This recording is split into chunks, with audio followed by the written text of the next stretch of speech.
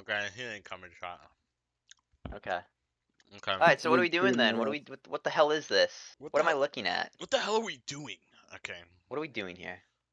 Well, this week's episode, I did have topics prepared, but it's gonna be a smaller episode, so I figure we do a little tier list power hour episode. It's gonna be me and the Garcia brothers. True. It's true. See Band that? name right there. Justin and the Garcia brothers. Yeah. We're like we're like Marky Bunch, dude. I Except we like actually stopped that. 9/11 for real. Yeah, exactly. We We w- actually fucking pull our weight, we get actually shit would do. done. We did do it. Results. We didn't say we would or could Wait, do what? it. We just said Oh, we actually just went out and did it. Yeah. We didn't announce we would do it. It was done, and we were like, "That was us, by the way." That was us. let it be known. We stopped that Mhm. shit in its tracks. We didn't do the other thing the Marky Bunch did though. No, we did not. That wasn't us. That was Yeah, them. that was yeah. That was all them. Anyway, moving on from hate crimes, let's start the first thing on this list. This is a tropes tier list, by the way, because Yeah, that's topical. I think we talked a little bit about tropes last week. talk about tropes in media and how people always kind of misjudge the tropes based on the execution rather than the trope itself. Mhm. And today we'll be reviewing the trope itself. Yeah. I like that. Anyway, the first trope here is the chosen one. Now this is one where it's pretty common. I actually do want to say I'm indifferent to it on paper because like initially I was like, man, it's done so often, I'm kind of tired of it. But then because I realized I haven't seen a chosen one plot in a while actually. So this goes like along the lines of Kung Fu Panda and shit, right? Mm-hmm. Yeah. Kung Yeah. Yeah, Fu also stuff Panda. like Dune too with Paul. Uh, Bilbo is a chosen one. I mean, he gets the ring, and then he's chosen to walk into a fucking volcano. Frodo. But yeah, you're right. Frodo. You are right. Frodo, sorry. So that was really One mean. of the That sounded really Baggins. condescending. Yeah. Um. I mean, I feel like. I mean, who has an issue with the chosen one plot, right? It's as simple as like Yeah, it's just it a can be little bit of executed bad. lore It can be as executed good. to.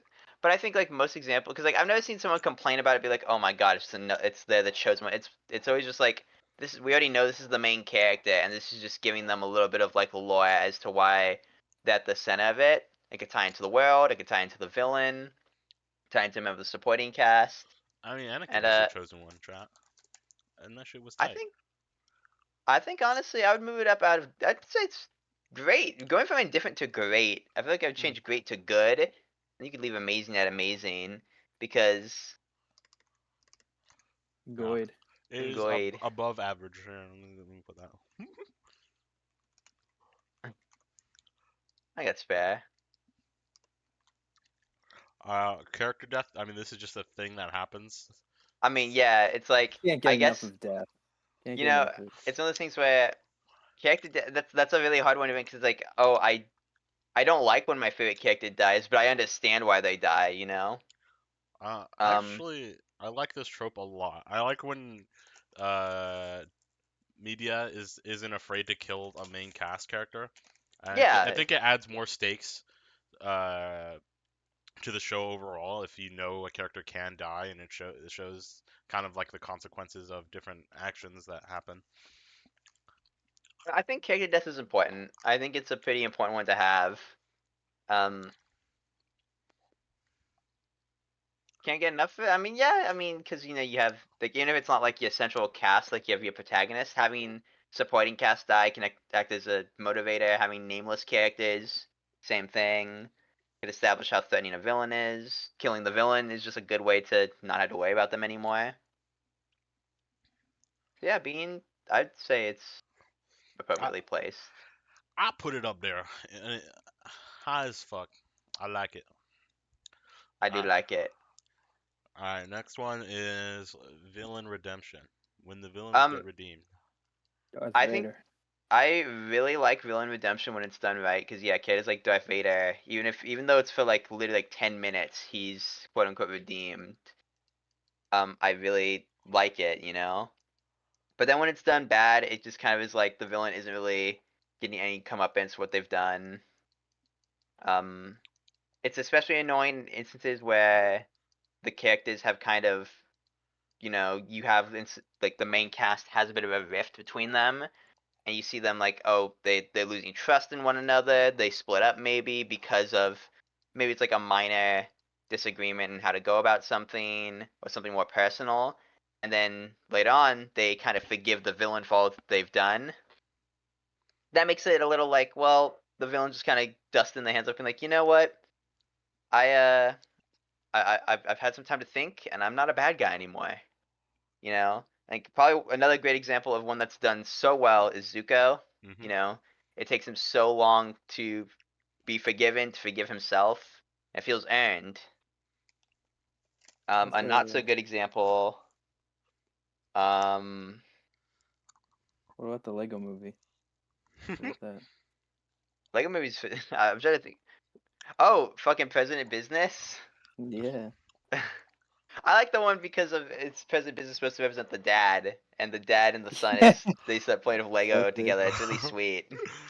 I don't think the dad deserves to be redeemed. I think No, I think child protective services should take his kid away. yeah, exactly. For not letting the child play with his Lego. Yeah, I think that's fucked up. That is fucked up. I was just have a bad example. I mean, everyone harks on it, but the diamonds from Steven Universe, literally thousands of years of enslavement. Who knows what type of genocide? Experimenting on living creatures, Yeah, they did some and fucked up shit, and they were like, "Yeah, we okay now though. We yeah, chill." exactly. It's really bizarre. Like I understand that you can't really have, you know, I understand that they had to play the cards they were dealt, but that doesn't mean they did it well. Uh, that actually, yeah, that's a good way to have that The tier. middle tier. So yeah, middle tier, high highs, low lows, and Velvet Redemption I think is good there. Yeah, I think when executed wrong, it can kill an entire show or like medium, like a video game. It can kill an entire narrative basically if it's done poorly at all. Yeah, because I mean, we spend the entire thing antagonizing this person. They also antagonize themselves, and so when we get to the end and we're just like, yeah, my bad, I'm Ah, done, it's over. Oh, hi, Hey. Kevin. I just got back from school. All good. We're in the We pivoted a little bit because it was started small, so now we're doing a trope tier list. Okay. That's not drawing. I'm doing some study on the Lows side. you up. I won't lie. I'm gonna draw. Swear. Swear. I promise. I Can't get enough promise. of this. No, bro, you don't want to overkill characters. Come on, now you gotta put that in amazing Well, because you I get guess. enough implies like you want to mass genocide your cast. Listen. We already discussed why it's there. It's not like actually kill everyone. It's the fact that character death is an important storytelling thing, and we think it is. It being Yeah. completely absent from a series is not gonna say it's terrible, but I think it is really odd. Oh, Then yeah, why It's it's, just isn't there an like an average tier? Because that's where uh the evil empires would go. I think. Like this there's miss just straight this average. here in the middle, right here. we changed Uh, we changed to high highs, low lows. No, but that's different because, like, I feel like Evil Empire is pretty hard to mess up or make exceptionally good. I just think that just is something that is just you just use it as you use it. Yeah, yeah, it's as simple as a setting, and I think for as far I was gonna say because That's as what far as I use. settings go, I really like them. I really like Evil Empires. I think they're Because literally like half of us use them, but like I feel like it's not like anything like storytelling wise that's exceptionally useful. I'll put well, I it think here. they're pretty ubiquitous and like that everyone can get behind. Oh, an evil empire needs to be stopped. Everyone understands what it is, why it's bad. Like even if you don't show all the bad stuff the empire is doing, like I mean, probably the most iconic example, Star Wars. In just the first 77 movie, you do see stuff like Alderaan being destroyed, and you see the stormtroopers antagonizing the main cast. But aside from that, you don't see a lot of what the Empire does, aside from people just saying how much they hate it. But that doesn't really matter because you kind of just like they're the Galactic Empire. That's enough for you to kind of understand that they're the bad guys. You know, it's pretty easy to understand. You know, it's black and white, and I think that makes it a pretty good just baseline setting. But then you could also twist it into something that's more unique and more fun. Um, Give it its own flair.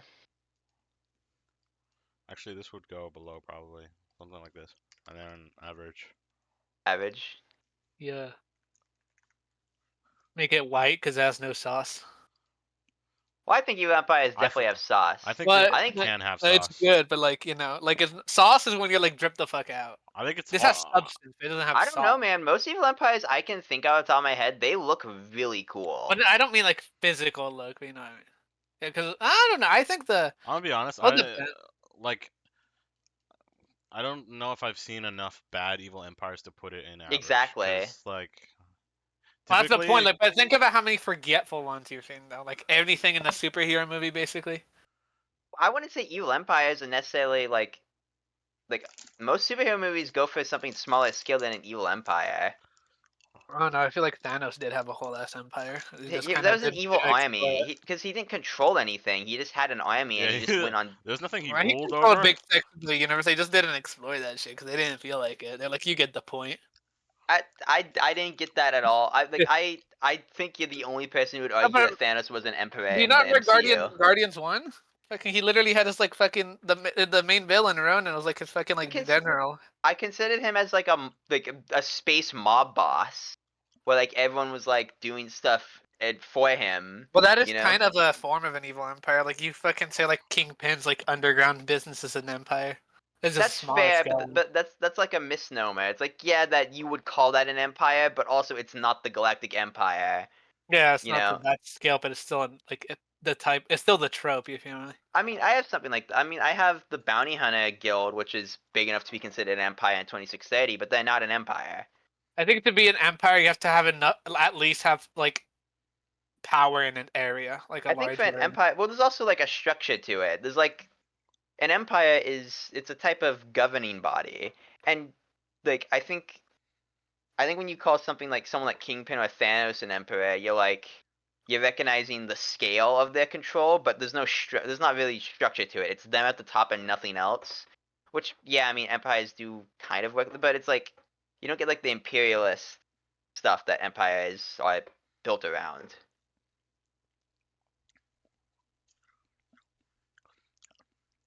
I would still leave it in above average.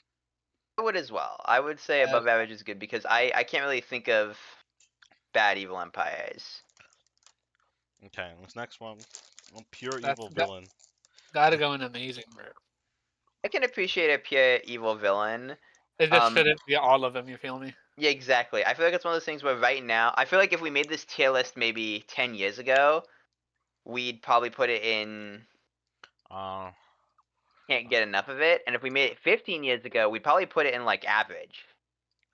Because I feel like people want different things from villains as, And I because think like we fuck with like Frieza's the best example I think of just pure evil villain just cause. people have talked about how like sympathetic villains were kind of tired of them. It's Yeah. like every single villain needs to have a reason they're evil. And people talking about how great Jack Cornet was because at the time it was like the first time in a minute we had seen a villain who was just a asshole.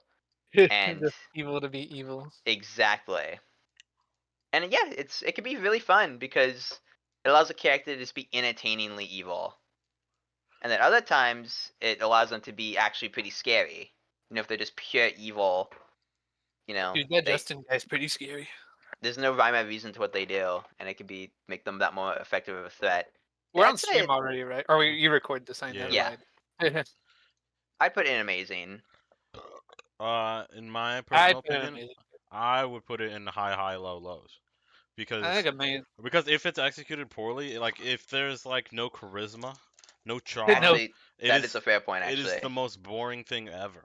But no, I feel like it's unfair to put in high highs and high lows because like the main reason it's that is because this trope is just like the default. So it's just like literally since storytelling has existed, this trope has existed. So there's, That's of course true. there's gonna be a ton of highs and low lows. But I think when the way people use it nowadays, they can make them really good usually when they actually like intentionally use them like that. Yeah. Alright. What is Planet of Hats again? Let me look that up. Who? What the fuck is Planet of Hats? Planet of Hats. Oh, that's right. That's right. Okay, so it's a planet. Okay, I hate trope talk sometimes. Okay. A planet whose inhabitants all share a single defining characteristic. So it's like you go to a planet and the gimmick is everyone is A human, but they got 6 toes. exactly. I think it's I just, think I think Star Wars is really guilty of this. I think it's kind of bad. I won't lie. I will say I do like Star Wars, but yeah, it is really egregious in you go to a planet and the planet is one biome and everyone is one thing. Would I say it's bad? Just depends. I think it's high, low, lows. I mean, think about it like purely from a sci-fi thing, or like a sci-fi aspect. Uh, It's it pretty is almost boring. it is almost always like boring or like, forgettable, or sometimes even terrible, sometimes even bad. But it's like rarely ever good. I don't know. Can't think of anything that's like, ooh, all these fucking aliens look the exact same. I'm so excited to see that. How this True, cause factors into the like story. the Yeah. Mechans, those fuckers are all the same dude. They're all just Piccolo. Yeah, Like they just edit his width. it's not Yeah, very I would like exciting. Doesn't add anything to a narrative in any way. yeah, I'd Yeah. say it's this is Yeah. a this is again, this is an execution type thing, but I feel like the worst of the worst when it comes to Planet of Hats are when all members of a species or of a group are literally the same model, but slight like with different outfits and shit. That one is especially bad because it's like if you look at humans, look how different every human is. Look how different just like you move like a fucking couple miles in any direction on Earth, how different everything is. Hmm. That's it's really yeah, it's boring when you just have a planet be a one note thing. Yeah. Next one, Magic is Magic. As a high fantasy bias, I would put it up here. But I I would Uh, think think I think when Matt done as a MacGuffin, I think it can go lower. But MacGuffin's already its own thing down here. So I think yeah I think high, low, lows. Cause think like really good magic is really fucking good. Like in like the Owl House, where it has like an intricate system, so it's built well. But it can also be really fucking boring. So low key, like I like Harry Potter's, like, but like when you actually like watch the rules, it's really fucking boring, bro. They just be saying words and shit happens. Magic is one of those things. I like high highs, low lows in principle, but I feel like it's gonna be one that's like I feel like having average and high highs and low lows is like really derivative. I feel like we should have one or the other, not both. there we go. Um, Exploded that for you. thing is, Magic is one where Magic's fun. I think it's just fun. You can do so many things with it. You know, you But could either. I think that is kind of a pro and a con. Like what you were saying about how it's boring. That is kind of that's like an asset of Magic as a storytelling thing because it gives you the opportunity to sit down and really explore the Magic system you have and elaborate on it because you know, that could be its own thing of world building. Or you could just have it be this is how things work just because that's how it is. You know, people have access to spells, and that's all you really need to know because that's all the story demands of it. It's world building's always nice, but when it comes to storytelling, you can make sacrifices if the story is being told effectively. yeah, but I feel like with a lot of these stories, it does matter because their power system for their fights, like Harry Potter, like a lot of fantasy shit will just throw in magic and never actually delve into the way it functions. Well, power systems, I think that's power part of what systems. makes fantasy good, fantastical. Now is the fact that if you over-explain it, it becomes gamified. Well, they Where don't have to over-explain it neither, but all the Final Fantasy explains it to a deep, like good enough extent to where you get the idea and you get the uniqueness you can make out of it. But a lot of other shit just doesn't delve in. Like Matt Deckers said, like magic can be really good or really boring. It just depends on the writer. But I wouldn't say that a magic lacking a description doesn't make it a bad trope. Magic having a description elevates it. I don't think taking that away in most cases makes it worse. I think if you have a character that can do magic and stuff, like in in Street Fighter, you have characters that can do all sorts of crazy magical shit, and sometimes some are more explained than others.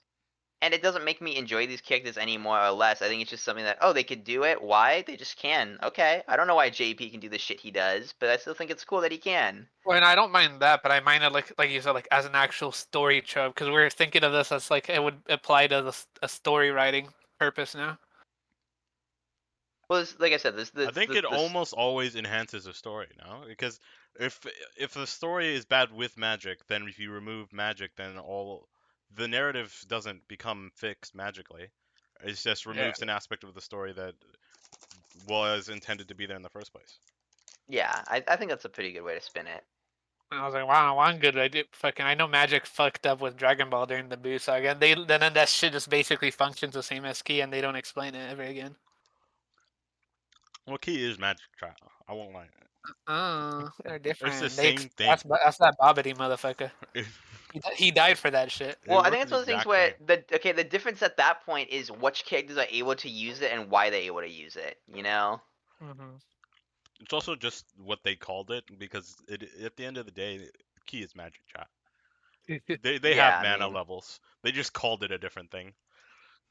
They did explain they were different. How many superpowers are like some form of magic, you know?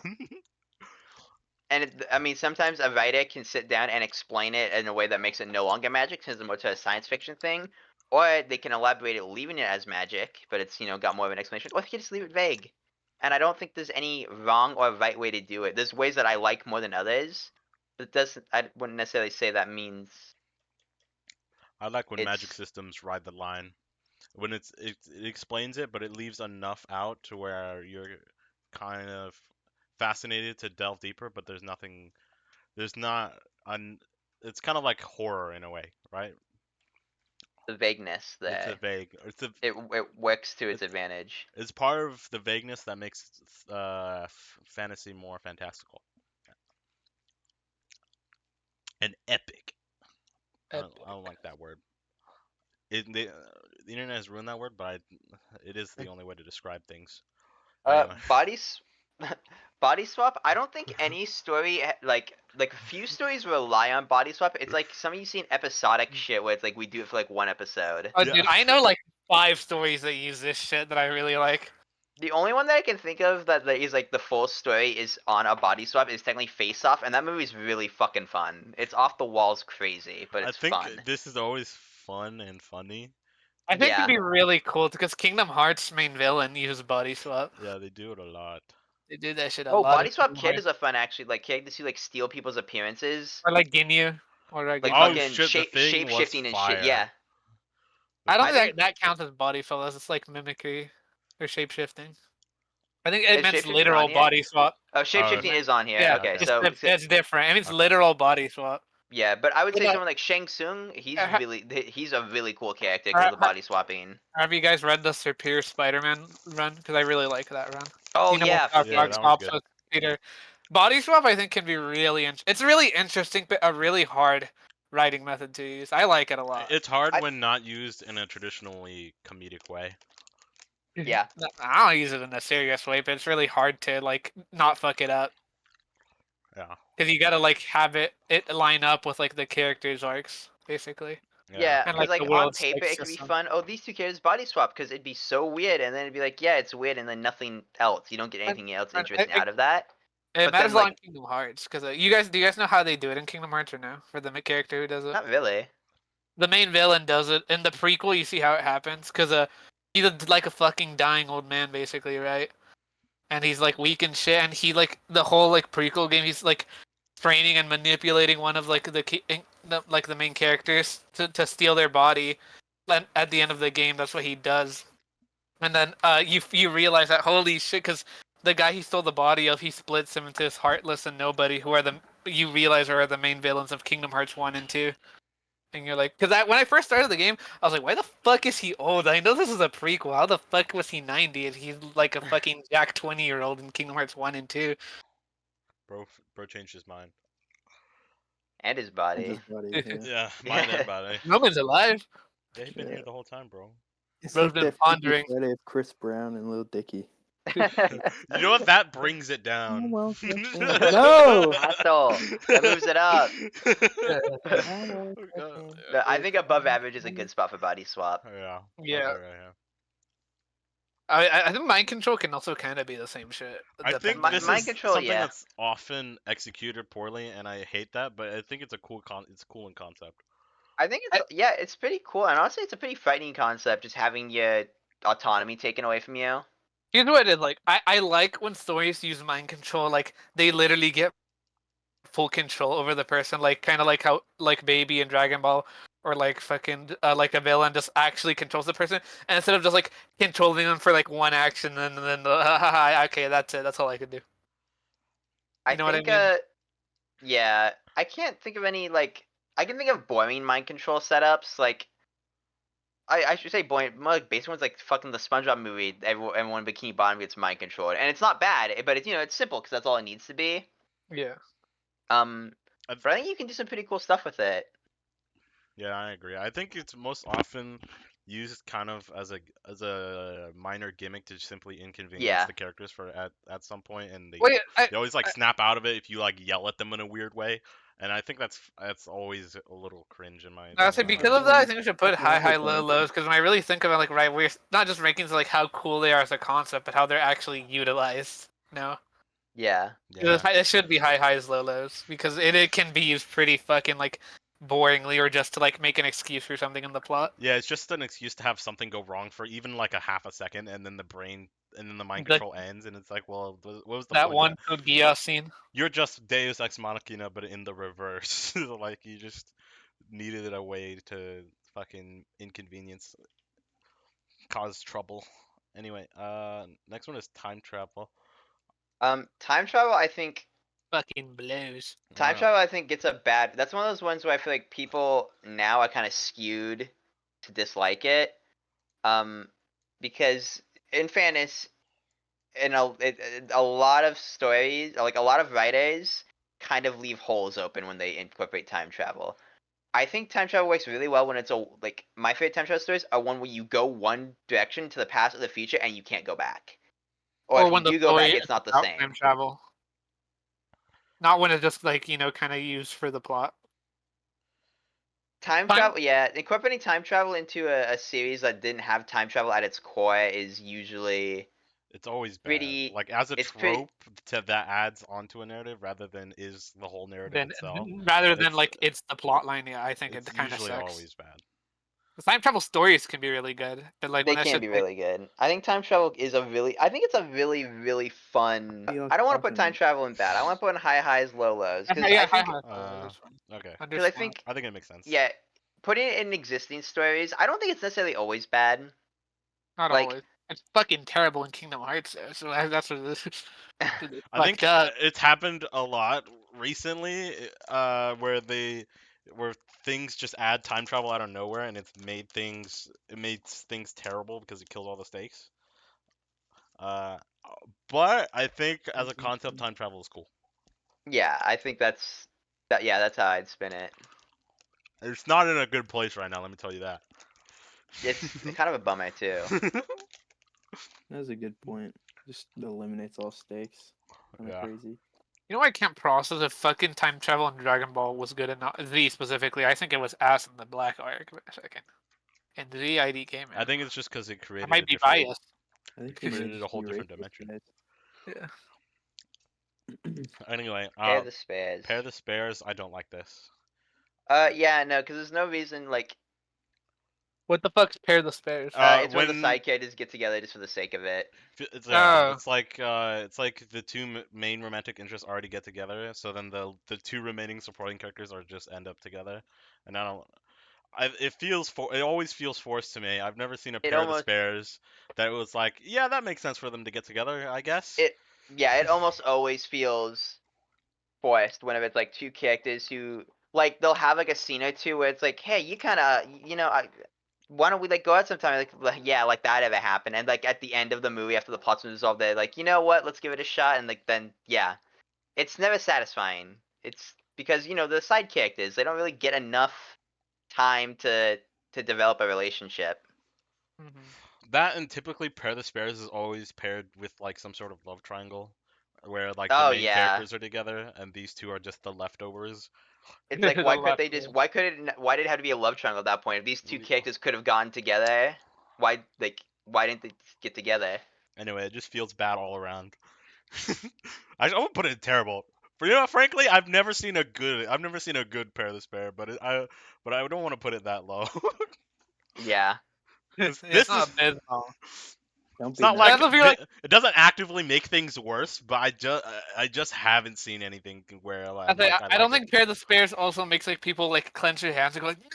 No, yeah, it doesn't make makes me. you mildly annoyed Yeah, at it doesn't worst. make me rage at any point, but I do think it's bad. But Amnesia. When you great at the forget. start of a story, I think. I think it's a good point to start. But when It's good to characters get set mystery. amnesia halfway through, it kind of like it kills the vibe. Depends on I how think they do it, because I think it can be tragic to have a character. Because like I think a good example, it's not technically amnesia, but in a way, is Gamora from Guardians of the Galaxy 3. Hmm. I think that's really well done. Where it's like because she doesn't have any of the memories or experiences that she used to have with the team. Um, and so it's kind of like it's a bit of a bummer, but at the end, the characters are able to kind of make it work, and I don't know. It's kind of it works. I think it's good for like characters that are introduced like that, but like I don't like when they use it like like they give the main character and give him a little amnesia plot or some shit. Yeah, I think amnesia, like It's good for like when a character is introduced like that because there's a mystery surrounding their past, yeah, no, I think right? it's a really effective way to have mystery. Yeah. Like maybe you have a character, you're like, oh, this guy's pretty cool, and he gets like introduced to Kiss, and you find out, and he also finds out, wait a minute, I was actually the bad guy all along, dun dun dun, and I didn't know. What the freak? Anyway, I'm gonna put it. I kind of like it in high low lows because I think it can be extremely frustrating when amnesia is just kind of thrown into a plot. Yeah, Look at I'm thinking of in like animated shit, but I'm like, god damn, it sucks ass when I've seen it in like live action TV shows. I like Let me 50 tell you First what. Dates. I like But that it's movie. not good in Spider-Man 3. Oh my god. that shit ain't even out yet. No, fucking Raimi's Spider-Man 3. Remember fucking Harry gets amnesia. Completely forgot. Yeah, that's because it's bad. It literally adds nothing to the plot. Evil Just for the Twin. later I fight. think this is goofy. I think this is really fun. When I think you do some fun stuff with it. Does Yeah, it? but does Does that it also mean? include like evil doppelgangers in general, like fucking Yeah, turtles and shit? I was yeah, about when to they say. evil and they look exactly like you. That's Exactly like that. God. Maybe like what, like I Shadow mean, as I well, like them. because They're fun. like in Sonic, Retap from Family Guy. yo, Exactly. Like the that go, ginger that's got, fucking can't get enough of Family Guy. it. Is that his Honestly, name? you're right. Retap. It's just Retap. Peter backwards. And then I think it meant the fucking like baby, the other baby that like Stewie fights sometimes. That's evil. The fucking evil Stewie, the other fucking kid that they were supposed to Yeah, have. they're not like the same. They just have like weird heads. I think they can Yeah. be really fun, but also I think they can be effective when they represent all the flaws of the hero, and it's like them coming to, Yeah, you know, I think it's a fun trope. I don't it doesn't really ever have like low lows unless it's like a weird plot twist at the end. Or But they're a literal evil twin. That's when it's bad. When they're like literally their evil twin. I think That's it's when I don't goofy like. when just a it's an little evil bit. twin still, but I wouldn't say it's outright terrible. Maybe it's a I think it can be pretty bad when they're literally their fucking like evil twin. Like, why are you evil, bro? Just cause one of you had to be? I guess that's true.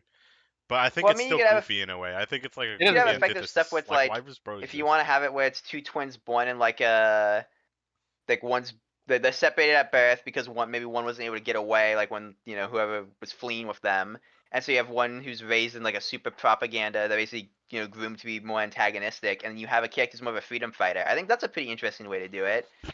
certainly have an evil twin, evil doppelganger type thing, but Well, I you've think explained it to be a little more grounded. I mean, even if they grew up in the exact same place, people just interpret things differently. You know what I'm saying? Like as you Yeah. grow up, so it makes it always. I don't know. I've never seen an evil twin problem that's Wait, like no, I think this means as like egregious. literally I think evil, there's because definitely a problem. quote unquote evils and a lot of the good ones, Shadow isn't like straight up actually evil, and neither is Roxas. Like, but I think it means like the literal like straight evil motherfuckers. I think it's goofy. I think it's It is fine. goofy. I think it's fun. Oh I shit! I hit search. Go search average. Average. Average. Anyway, It just shows a picture I of don't you. know if it's That's like it. particularly amazing. That No, I think it's in the I same wouldn't say tier. it's amazing. I'd put it in the same tier as like Body Swap. Yeah, it's like Yeah, because it's kind of a gimmicky one. yeah. Fallen Heroes. Like I'm a. Like Lucifer, I think who like the yeah. devil. I think heroes who kind of like become evil, I think that's good whether because it that's be just during the negative for the Well, plot most part. or like before the plot even occurs, it's like so I think there's two ways. Because yeah, you have the way where the villain is set up as they used to be a hero that has become evil, or you have a way that I think this is. It's where the hero from a previous installment, now we meet him, they've fallen from grace. I know a lot of people really hate that one, but I think it's kind of. I think it's interesting. I think it can be good too. I know a lot of people really hate how Luke is in the sequel trilogy. I'm not saying I love it all the way, but I do think it is an interesting and effective next step for his character, considering, we took a 30-year time skip because they weren't making Star Wars movies Yeah, or they Star just Wars fucked sequels it in the up. It's a good 2000s. idea. They just butchered the yeah. execution. I like it a lot, honestly. I think when I read I do stories too. about fallen heroes, I think it increases the interest for me, not I just want to like know in why, the like, what got character, them to this but point. yeah, but like in the world and in kind of how he developed into from a hero into someone who had fallen. The idea of someone going from they went from saving the world to hating it it's a really interesting pipeline. Yeah, Yeah. Roman, why'd you do that? I think Fucking hate the world, dude. he hates the world. Take it over. Why not? Twist Yeah. villains. This one is a high highs, low Hi, lows. hi. I Yeah. love twist villains. High I think highs, they Like can the be. low opposite. lows, bro. I For haven't. I know there probably is low lows, but the ones I've seen and like shit I like haven't been low lows. real. Like Sometimes I see a Aizen twist or low villain low. and then I legit turn off the movie or like I pause the show and All I'm like I'm right. never watching this. I keep imagining like animated. When I think of like, oh wait, I think live action. Never mind, you're right. Live action or like you watch like play a video game and like there's a twist villain and you're like okay well this is like it kills the whole stakes from before like why did I even play through this whole bit? I will say probably one of my favorite examples of a twist villain is Wheatley from Portal 2. That was great. Yeah, Um, good twist. Dude, spoilers. they can I do don't it know. pretty well. I would actually Spoiler. hate if I spoiled Portal 2. I know I I have to I, for I you. haven't played it. Fucking, you should play it. It's really fucking I good. was still playing one. Dude, one is like a 1 hour game. I was Dude, still one playing is it. I the got demo, He's stuck. still bro. on it, bro. Fucking He got Portal lost. 2. Bro is Listen, I lost. got lost. Portal 1 does kick ass, but you can skip it. It has like very little story relevance to Portal 2. Dude, we need more games like Splitgate, bro, because the Portal mechanics in Portal are still fucking amazing to this day. I need Literally. a To this fucking Wicked day. 2 that. Valve They got hired that those shit in Roblox. guys the day they finished the game. They're like, you're making a full game for us. Because like that game's like what, like 14 years old, old as fuck. Portal Bro, 2 is it's 15. older than Roman. 15. Fuck you. It's 15 It's years okay. old, and the newest game to come out that's like kind of similar is fucking Ratchet and Clank's and Portal thing, or Rift through Ratchet and Time. Clank is still Rift Apart is still fucking incredible, by the way. Portal physics in games, people need to fuck with more because Yeah, they do some because like that shit crazy is shit. dope, and I feel like that's like the only game that's come in between besides Splitgate that even has the same like similar mechanics, and I think Portal is a fucking I think it's fantastic. because people don't want to rip off Portal, because then everybody's just gonna call them a rip off. Or Well, maybe it's maybe crazy. it's like a patented idea or something. Maybe Valve fucking put a fucking kibosh on that shit, but I think it's Well, really fucking cool. I think it's kind of a shame because Ratchet and Clank Rift Apart feels like a natural evolution of like taking because with Portal you have set environments that you're traveling through with just the character and the props for the puzzles. But with Rift Apart, you're like you're almost moving locations through Portal. Like obviously you're not moving, but it's like it's a much bigger scale than just you're in a test chamber where you know you're gonna come out. Hmm. It's you're doing some pretty crazy stuff with the portals there. It's kind of understandable. There's a big gap between them, but at the same time, it's kind of a bummer that it's more people aren't experimenting with that Yeah, because you do some crazy shit with it. yeah, I'd love if there was more iterations on that in the fucking gaming scene. I think it's the fucking fantastic game design. Uh, We're talking about Portal instead of game trips because Portal's that fucking good. Portal's great. Anyway, That was on my notepad.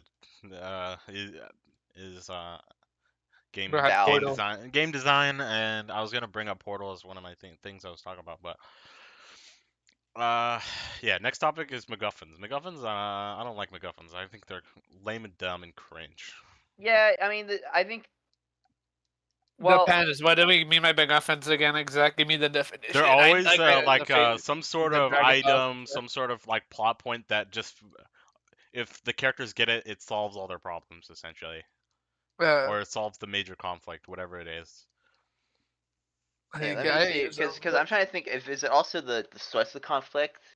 I gotta say, if it's the source, I think it's good. But if it's like introduced in the story just to like basically be used as, because I think that's the term. It's when it's literally like used as a MacGuffin. Here's what it is: an object, device, or event necessary to the plot and motivation of the characters, but typically unimportant or irrelevant in itself. So I was gonna, then I would agree with kind of like.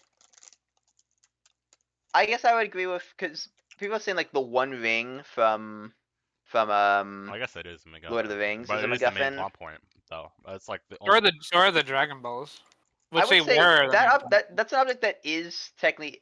I guess it's important.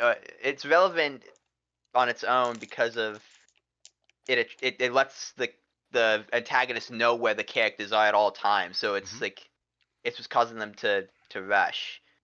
Like I was thinking it's like something more typical of like, it's just an item that it's like, oh, we need this. Why? What does it do? Don't worry about that. Like I think people can use the One Ring for stuff other than just throwing into the volcano. It does have applications outside of that, but I think. But yeah, I mean, I would say MacGuffins are like, I mean, yeah, there's kind of just an item that you need to have in your pocket at all times, or else the plot stops. It's not really that interesting.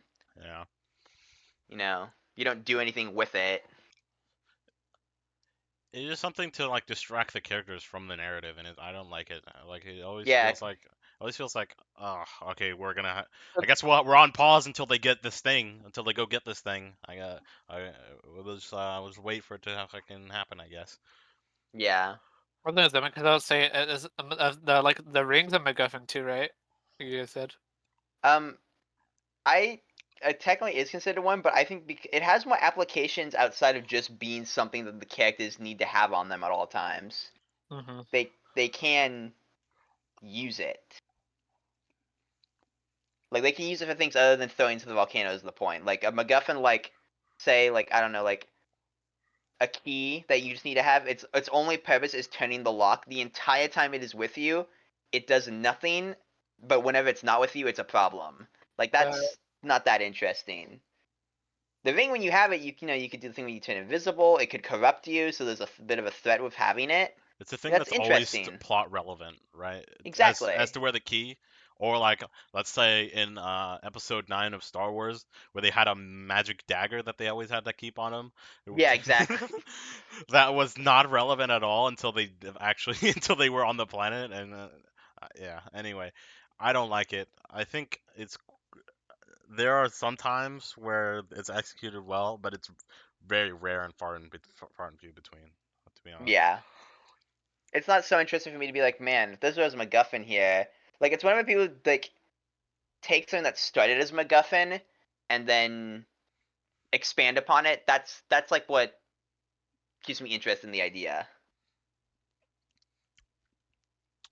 Next is Magnificent Bastards. Now, I'm not actually familiar with this term, so It's just a charismatic anti-hero side character, and I mean, who can get enough of that? Like a character who's just like Funny Valentine, or what do you mean? like I would say someone like Deadpool. Like Deadpool would be a magnificent bastard, and I mean True. they're always really fun characters. No, I thought you meant like literally like the villain. They're No, trying. No, they're no, they're like not villains. They are they fight. anti-heroes. Yeah, they Uh, normally fight on the good person's side or like the hero side, but they do bad things. Oh, okay, I know what you mean. But they're so charismatic that you can't help but love them even when they do those bad things. And that's why they're magnificent. I mean, it's hard to hate this trope because the whole point is that they're charming Yeah, and they're charismatic. I can understand people being like, "Oh, okay, this kid is kind of annoying," because I get that's the gimmick. But I mean, I don't think I hate them so much. So like, I think they're always fun. They're always really fun characters. And even if they're bad, I mean, they're at least trying. Yeah, They're there. They help the plot in some way. Black and white morality. I normally always hate this. I don't like. I think it's I think But because it's like it's interesting. We have pure evil villains up there. That's like a black and white morality type thing. Um, true. I think it's high highs, low lows because it's one of those things where it's you can always want more. Be like they should be doing more of this character and this idea and this story, and you know if they're not, it can make a story less interesting. But also sometimes it being as like clear cut as that is all you really need to know. Again, like we're talking like evil empires. All you really need to know is that these are the bad guys. They have control of everything. How they're bad isn't important. You just know that they are, and you accept that. I think that works. That's an instance of it working pretty well. Um, yeah. Sometimes also characters are just boring as hell, and I'm not interested in learning anything about them. It's like, yeah, this is our virtuous good guy. Yep, that's the fucking satanic bad guy. I hope we, Exactly. and that's the satanic army of fucking unnamed soldiers that are bad because And they've been they're of dark color. Weird. Weird that exactly. that's weird that that's the defining trait. Anyway, It's just Shin. No, it's either that or they look rich as fuck. yeah. Anti-heroes, I like these. I think anti-heroes are fun. I think with my hate of black and white morality, I think morally gray characters are really interesting in my eyes. Yeah, Yeah, I but think they're fun. I like him too, but I feel like as a trope, nobody has done like anything super interesting lately with an anti-hero. They're just heroes that are just okay with doing bad stuff usually. Uh, True. Like, can you guys think of anybody besides like that's like actually did something interesting with it besides being like Venom or somebody like, oh, I'm doing good, but I don't mind like eating an occasional fella, you know?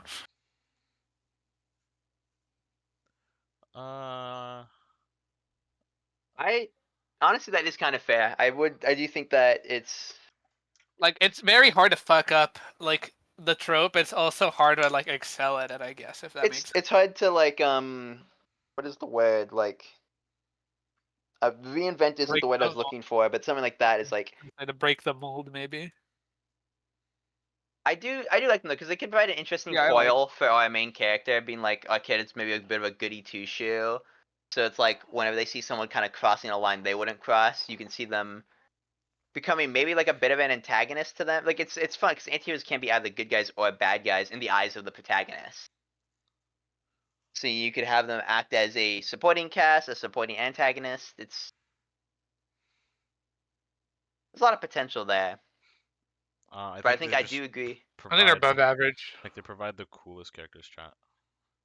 I think that I think that me do tend to be pretty cool. I think for me personally, I think design wise, anti-heroes Yeah, always design wise, they always because they always make him like edgy and cool as shit. yeah. Anyway, Shadow anti-hero, I forget if he's cool with killing motherfuckers or not. Shadow is an anti-hero. I'd yeah, he say, got yeah. guns, bro. Sonic wouldn't use Yeah, guns. Sonic don't be gunning down innocent Sonic, civilians. Sonic is not for the Second Amendment. In fact, he thinks they should take away all your guns. Sonic's trying to take away all your guns. Sonic's a filthy liberal. He's literally blue. Yeah, literally blue liberal trying to take away all our guns. Would that Honestly, make never Knuckles play a another Sonic game. conservative? Fuck. Yeah. Knuckles is definitely voting for Trump. You know he doesn't think. Nah, bro's You dumb as just see him fuck, in the bro. movie. Yeah, he's dumb as Yeah, fuck. bro got no head, no fucking thoughts in that head. Fuck. And now we're on Sonic. Anyway, sympathetic villains. I think people hate on this a lot right now, but I I still think it's they're pretty really good. good. Yeah, I They're think it's just Yeah, pretty good. this is definitely one where people are hating because there's a lot of them in recent times. I think it's Because definitely even- an oversaturated market right now. Even all those are had, they're not even bad. It's just oversaturated. That's why people are fucking yeah, mad at it because they I keep. think people are tired of it, but that doesn't necessarily mean it's bad at all. But also, I don't think like like I think everybody's also throwing around the label too easily because just having a villain that has motives to why they're evil isn't a sympathetic villain. That's true. A sympathetic villain is one where you can like they show you like they give you like the full backstory and everything to understand their motives completely and how they think they're the good guy in their point of view. A sympathetic villain is, I would say, it's a villain The villain who that, thinks they're the good guy. yeah, Because like a regular villain can have motives to why they're evil, but like if they're still viewed as evil, you know. yeah. Like, I think probably Magneto's a great sympathetic villain. It's Holocaust survivor who's basically going through another Holocaust against mutants. You kind of understand why he's fighting so violently against people who want him extinct. You can totally understand and sympathize with that, but at the same time, it's like, is this the right way to do it? And okay, it's just a comment. I do agree with. I am a huge enemies to lovers fan. I really like enemies to lovers. Yeah, I just put them up there because I read it and I was like, this is hype shit. I This is hype mean, type I shit.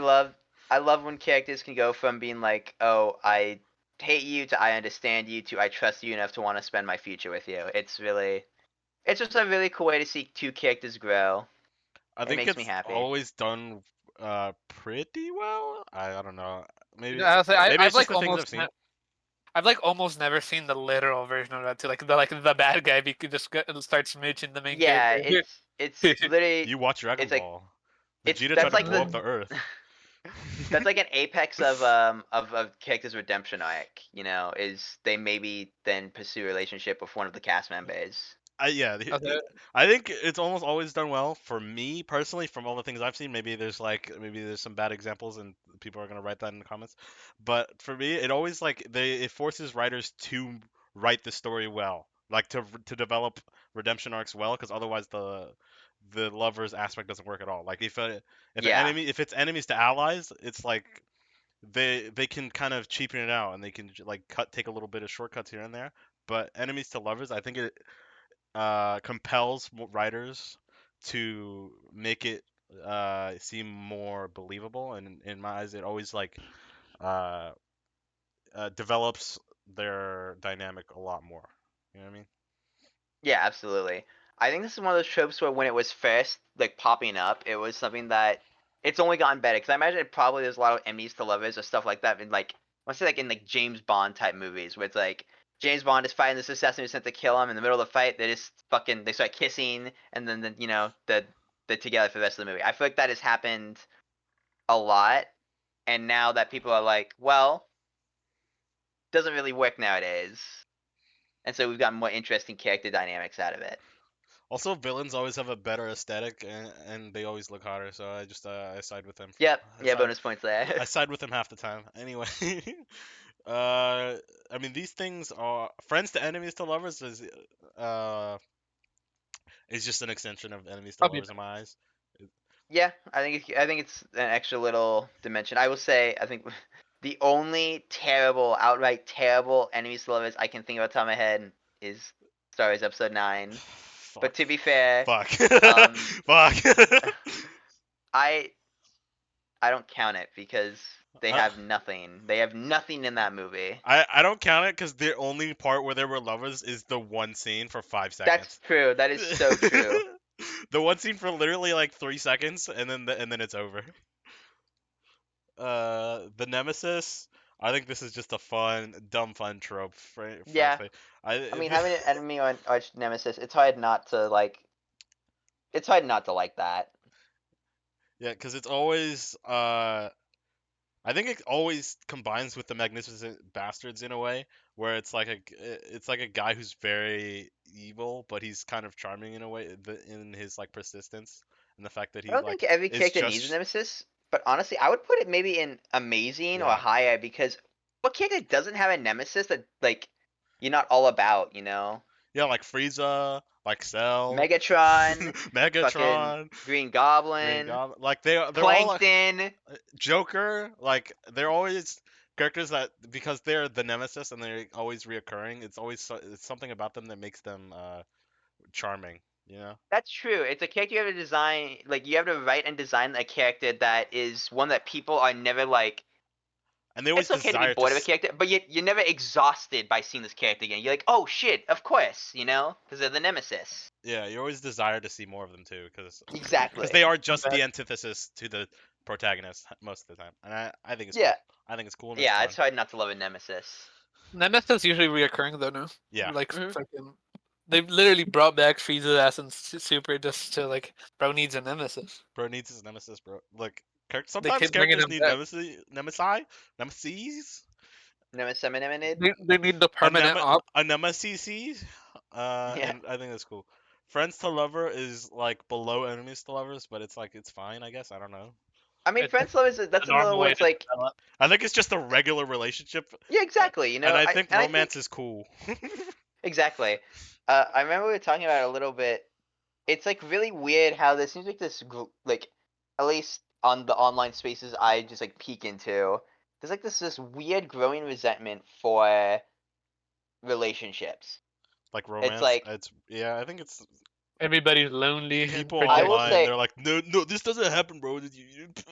Oh, I am totally happy for characters to be because it's like it's nice to see characters who are just friends and they stay friends. But again, there's something really nice about a duo finding so much comfort in the presence of another person that they want to be with them. That's really nice. I like that. yeah. I like friends to lovers. I don't know if it's something like I always want to see, or Exactly. like I always like appreciate.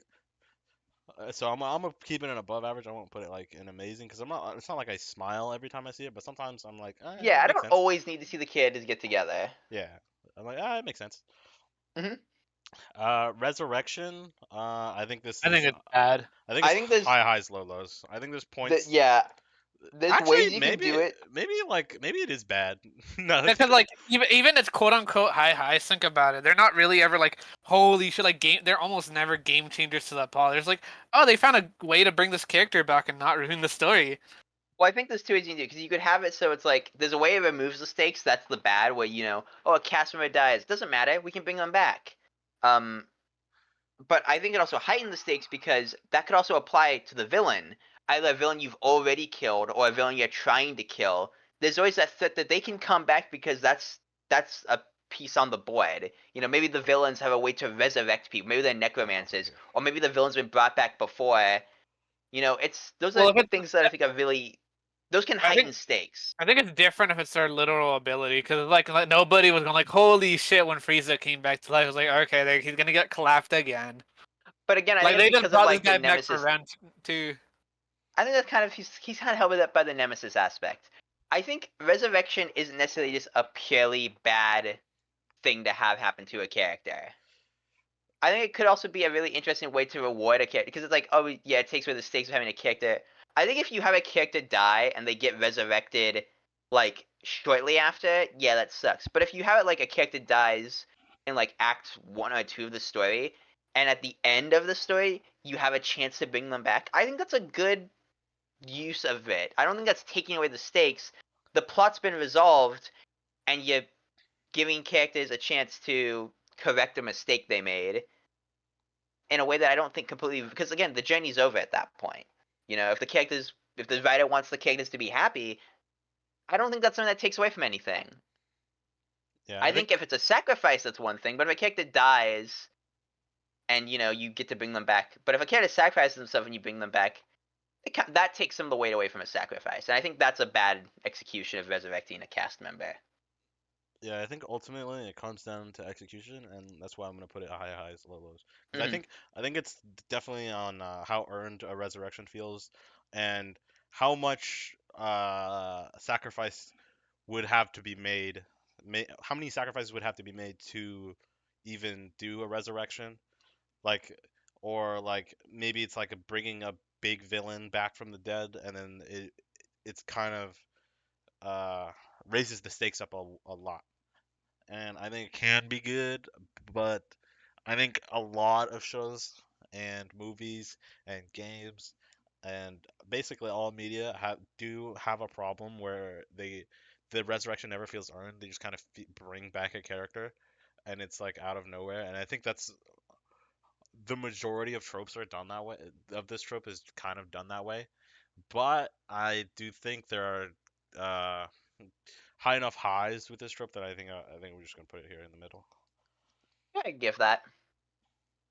Love triangle. I think these two, miscommunication and love triangle, I'll always put here in terrible, but I'm open Uh, to being mind changed. No, you were correct, my lady. I'm trying to think because like I can think of love triangles that aren't terrible, but I don't like love triangles. Yeah, I don't like them either. I think they have merit, not enough for me to ever be like, man, this would be so cool if there's a love triangle. Damn, I these am guys never should fight over upset. this woman or this man. I think these two ladies should fight over him. I'm like, Exactly. no, I'm not really like. I am never bothered by the absence of a love triangle. I'm never like, oh, love triangle, yay, or I'm like, oh, actually, this love triangle's pretty good. Most of the Yeah, time, I'm like, exactly. I'm like, oh, for a why? love triangle, this doesn't suck. That's the best, nicest thing I could say about a love triangle. Yeah, it feels like a love triangle always is used as an excuse to make characters make bad decisions. And the same with miscommunication in my mind. I think miscommunication has a little bit more merit because miscommunication is more believable to me. I can believe a character overhearing a conversation that they lack the context in. I can see characters watching someone do something and be like, why are they doing that? That I think miscommunication is something that makes sense because again, it is more satisfying to see characters be in the loop of one another, but it's not entirely unrealistic to have someone be doing something because they have information, so they're acting with that knowledge in mind, and then the other characters who don't know what's going on misinterpret it, and that causes conflict. I think that's completely natural, and I think sometimes it can even be done pretty well.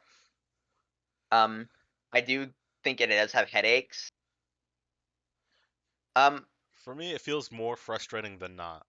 Like it's not. That no, that is really fair.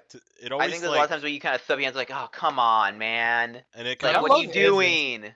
How long is this fucking list? I just don't. I don't see the end. What's at the bottom? Never mind. We got 2 rows, 3 rows about. Um, yeah, I'm gonna put.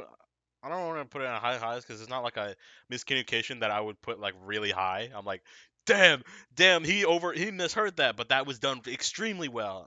But And Yeah. I think I still think that shit's bad because we're giving too much grace to some of this shit. Be like, oh, but there's this one time it's pretty good. But yeah, I think overall though, that should go bad. yeah, I think it is. No, overall, I think it is pretty bad. I think it's most of the time it's frustrating. It takes you out of the plot. Because you as a, it kind of feels like it's wasting you as an audience's time because you will always know it's a miscommunication. Like you're never gonna like watch something and That's be a like, really good way to. That's a really good you're never gonna watch something point. and someone misinterprets something and go, and also misinterpret it with them. Like you're never along for the ride. I think that actually, yeah, I think the best example of miscommunication is when us, the audience, are also being miscommunicated to, because that's us. When It, we lack information, we can understand why a character would make this decision, because we also lack that information. When we have all the pieces, it's really like, why aren't you just doing this? yeah. Anyway, Deus Ex Machina. Um, Uh, I don't I know if mean, I've. I think this is good in comedy movies, but we're that's we're in like true. sci-fi fantasy right now. And I I don't mean, know I if I've think ever seen a sci-fi fantasy movie where I'm like, where like the Captain Marvel in Endgame is like Deus Ex Machina. She's gone for the whole movie, and then she just comes back. that is kind of true, but like I didn't like her part in that fight. I Plus, was they gonna had a say whole this. movie to explain her I, technically. I wouldn't say. Well, no. I'm not saying that in the bad way. I'm just explaining like, That's an example of miscommunication. Oh, uh, sorry, a Deus Ex Machina. yeah, that's an If I was example of one. fucking, I also feel like it would take us like comedy's good, but like, writing comedy has completely different rules than writing like a serious narrative. Like the writing comedy is way different. I Yeah, want to write some comedic. Comedies are fun. yeah, I think Yeah, com- though com- they like follow different rules. I So. will say though, Deus Ex Machina's. Hmm. I are they? I guess I can't really think of a I can't really think of a terrible example of a Deus Ex Machina, but it's one of those things where I'm like, It did kind of waste my time. yeah, it's like I'm not really like, oh, that was really cool. Again, I think Captain Marvel is a good example because I see next one. It's kind of like a Chekhov's gun situation where we know that Captain Marvel is super powerful. We know that when shit went down in Infinity War, Nick reached out to her, and we see why. That makes sense. I think that makes her a good Deus Ex Machina because she shows up and solves the problem that she wasn't there to solve in the first place. I think a Deus Ex Machina high highs, low lows because it's like there are also lazy things where it's like, oh, a character shows up and does the thing, or the MacGuffin cracks open and releases the ancient power to kill all the bad guys. It's like, okay, that wasn't interesting. It might be satisfying, but it's not interesting. Chekhov's gun I really like. I mean, it's hard not to be like, oh, here's this thing. We hear about what it can do, and then it does it. Anyway, evil cults. These are pretty cool. Yeah, I think they're pretty. I think that to me they're not as interesting as an empire, but I think actually no, I think they're not as basic as an empire. But I think you can maybe they're a little more complex. Because what makes them, what are they a cult of? Like because I guess a cult is like a more like shunned You group. worship stuff usually. Yeah, They like worship something. what are they usually. being shunned? Like what are they worshipping that's shunned by the greater community? Why do they have to hide away? Why are they Well, considered the cults don't evil always have one? to be small. Yeah, that I too. know, but like that's like what I'm getting. That's like a. Yeah. I think that's interesting. That's interesting grounds for world building. True. I Yeah. think it always adds something like narratively to the world or Yeah. to the narrative in It's like itself look at when like it's introduced. back to stars because we talking about empires. The Sith. The Sith are a cult, and they're really interesting. I was like, who made this, bro? Because I feel like cults is not a trope. Tropes are like writing techniques or like things to incorporate in your writing. A trope isn't like what Twitter and It's Tumblr tell you they I are. know, but like cult specifically doesn't feel like a trope. It's just a type of fucking like group. oh, this is It's an specifically evil cult fantasy specifically. and sci-fi tropes, and these are just things that happen commonly, basically, in fantasy and sci-fi media.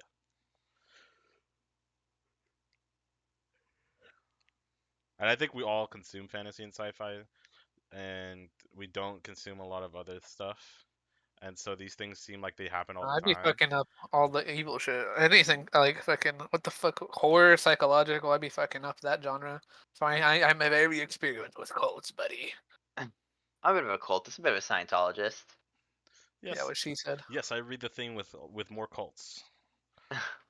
They happen everywhere. I read all the cult things. Protagonist I have related to a the cult following, antagonist. if you will. It was really cool in Star Wars. I think Well, honestly, I was haven't it really seen a thing where it's because you have stuff like Sins of the Father as a result of that. dude, I Um, love this shit, bro. Lord Garmadon. Put that shit yeah, up. I think it's. Okay. That shit's peak, bro. That shit's really peak. When you watch the character fall all the way down, you're like, no fucking way, bro. No way. I mean, I'm using it for my shit. Shit. Yeah, no, I think it's I so like great. I Darth like Vader's protagonist leads iconic. antagonist quite a bit. True, he is iconic. Evil AI.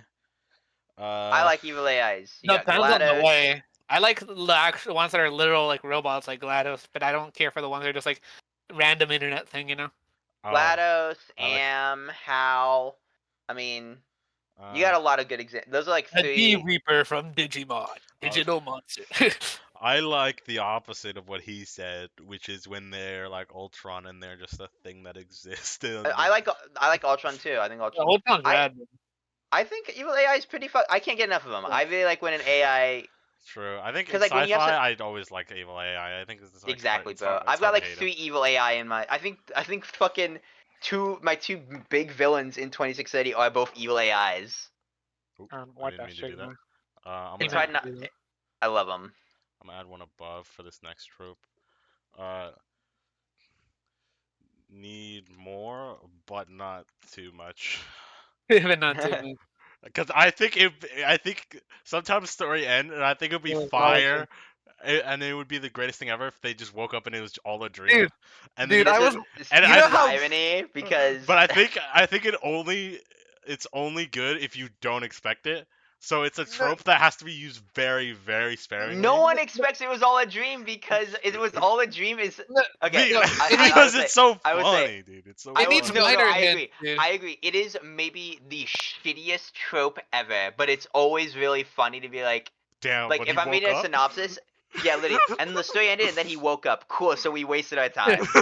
Dude, Cool, so we there was wasted our one that time, but I'm like, damn, what a It twist, was all because a it dream, didn't all a make dream he any forgot sense. because that's how dreams work.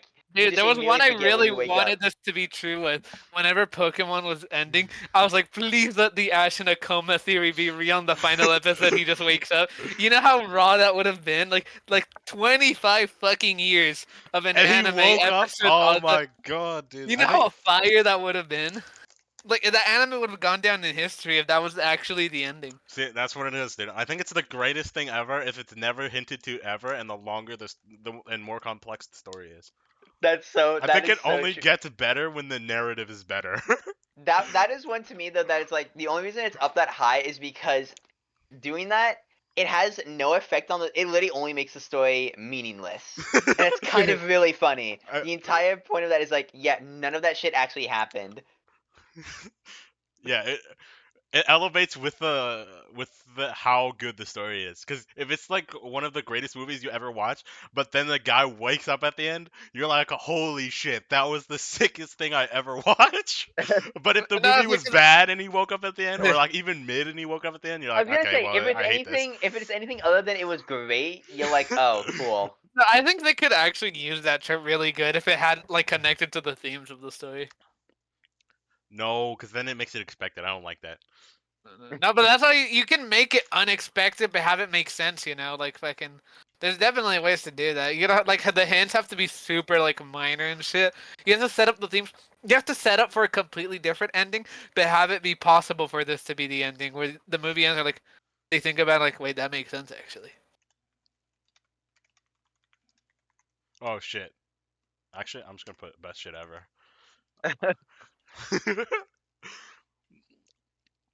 When this goes up on the Fizz fucking social media, people are gonna freak. Feel like well, I'm not buying a single game these psychos make. It's all gonna be a dream. Every single fucking thing that we make, they wake up at the end. Dude, I can't wait to make a psychological horror We're game. like M Night Shyamalan, but we only have one twist.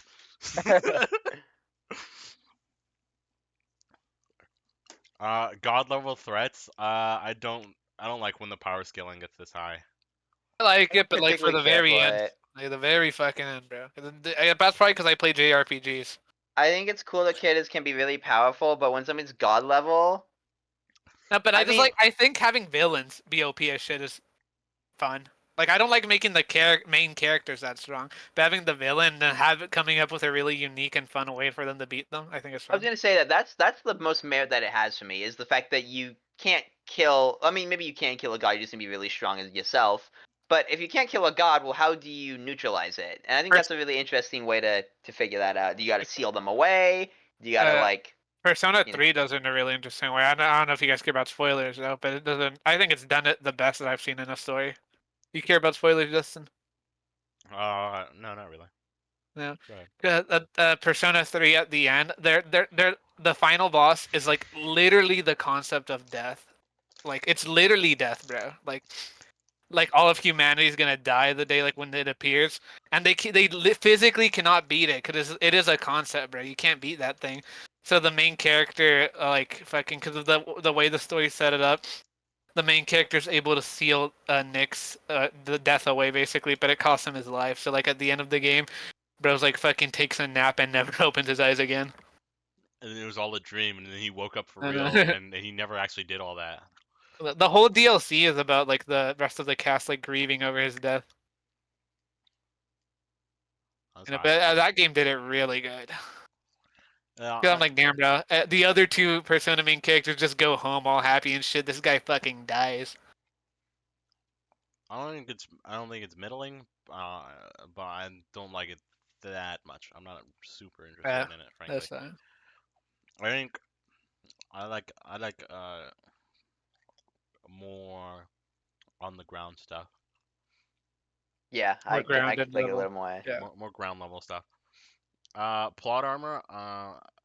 I hate it when it's obvious. I hate when you can tell this trope Yeah, when exists. it's obvious. Yeah, but technically everything has plot Everything armor. has plot armor, but if you notice plot armor, then it's always Okay. bad, right? So it's like if you know this trope is happening, it's shit. If a character is deliberately surviving shit that even in the context of the story they shouldn't be surviving, like, okay, characters get thrown around. Like we watched Paranormal a couple nights ago. There's a scene where they're in a car that rolls down a hill. Obviously, they're gonna be fine with that because it's the story. There's no point in killing them. Um, but It should never get to a point where you need to make plot it armor takes you out exist of in it. it. Yeah. Dude, you should see the fucking plot armor Viltrumites fucking have in the comics. Yeah, your narrative should never get to a point where your characters need plot armor in any way. Like, it should always make sense that they're surviving in a situation. Dude, I, if you're I writing saw a that. dude get literally torn in fucking half and his guts spill out, and he came back like a year later, ready to fight again, completely repaired. Anyway, Like, how you do that, bro? They just hold your ass together until it like until fucking until they put yeah, it back together like a fucking. until that shit like clotted. They just like held you together. It's like when you tape a finger back on. They literally they put his bottom and top half together and they wrapped it real tight, And they just waited. like a plant. But yeah. What do you think, Benny? Thoughts? I think this is the worst thing yet. Probably. Like when it's obvious, because obviously like it's in everything, but when you obviously see that shit, it's like, it fucking kills all like expectations or shit. I mean, yeah, if it's about a character that has like they don't feel threatened at that point, yeah, it's pretty boring. And I think about it, it's part of the reason I don't like Dragon Ball Super, because in the other Dragon Ball series, there's still stakes, because a lot of they're like, oh fuck, we lost the Dragon Balls, guys, we can't revive this time. But then they have fucking Super Dragon Balls now, and they're severely stronger than everybody. And none of the arcs in Super have any actual threats to them, so that was like, ain't nobody dying, dog. Everybody's fine. It's just a thing that happens in fantasy, and I think dragons are really cool. Dragons are cool. Dragons Dragons have are dated cool. Demon Busters. Uh, It's true. they're in like every fantasy, and it makes sense for them to be in every fantasy because they're always kind of cool. Yeah, they are cool. Yeah, I think it's this just this dragons don't need reason for anything. They're just this fucking cool lizard with wings, the basically. lore is always kind of cool and interesting. It's like a creature that is purely majestic and magical, and I think that's very interesting. I watched a whole 3-hour video about dragons. Shapeshifting. This is sick. I think shapeshifting is fun. I think shapeshifting characters often are really fun when it comes to their personality and the power sets. But also, we mentioned the thing, it can be really fucking scary and like it makes for a really good threatening character. It's super scary in sci-fi, like, because It the is. whole thing is the It emptiness is. of space, and if you can't even trust those close to you, then what is there for you to cling on to, right? Because you're in fucking space. Exactly. I think shapeshifting's good. I think it's really good. I wouldn't say I can get enough of shapeshifting, but I do like it a ton. It's amazing or above average. It's not like Yeah, exactly. I'd say it's amazing. Power I of say above French, average, but that's cool with either. power of friendship. Depends. Yeah. Depends. That's I think- highs, low lows. Easy, actually. That easily could be really good or really bad. Really good Kingdom Hearts. Really bad Fairy Tail. Like fucking Fairy Tail, bro. That thing's like, ugh. That was my favorite anime when I was 10. It is not even in the like top 100 anymore. Crazy stuff. It's annoying when literally every fight is won with the power of friendship. You know, it's not really Yeah, like I think it's one of those things where, see, to me, good power of friendship is like that's like, oh, like the characters having a dynamic type thing. Like that's. But when I think of power of friendship, it's like, don't worry, we're here for you. Like, I think of one scene that makes me really mad that it's just a power of friendship scene. It's at the end of Sonic Generations where Sonic and Classic Sonic just get flattened, and all the characters just come out and like, "Don't worry, you guys can do it." They're just talking to their corpses like, "You guys can do it. I know you can," and they just come back as Super Sonics. And I'm like, Dude, I hate power of friendship when it's not literally your friends assisting you and helping you, because like, what the fuck? They're just talking to you. The thought If of your it's- friends made you yeah, stronger. exactly. I'm if gonna- it's I'm you fa- fighting alongside your friends and kicking ass, that's cool. But to me, that doesn't come off as power of friendship. Yeah, That's like but I like don't friend. think that it's by the trope. Yeah, to me, I define like the definition of this trope is, um, Then I'm gonna have to move it is down, chat. No, hold on. I think I have a really good example. people being for your that. friends makes you more powerful. No, I think I And, have like, a really.